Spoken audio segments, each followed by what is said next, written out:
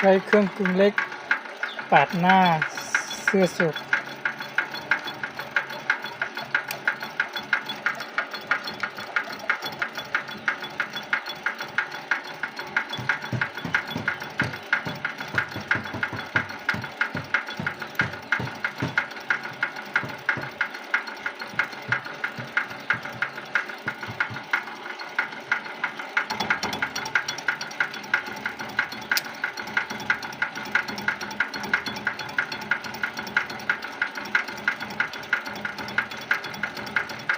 แต่ยังบ่มีมีดเนาะทะลวงอันน่ะเสื้อเนาะยังบ่มีตัวคว้านข้างในมัน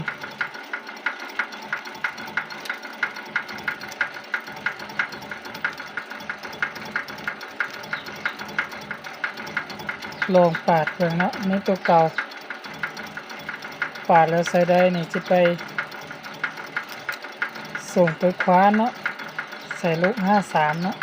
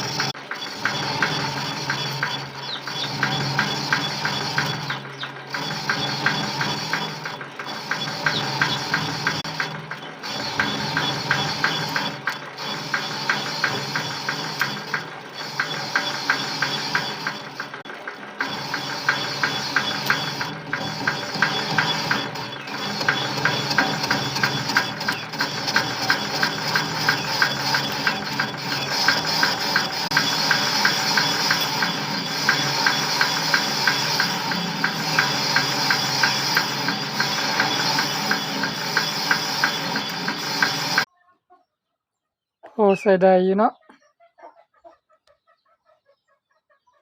โอเคเครื่องคว้านมินิ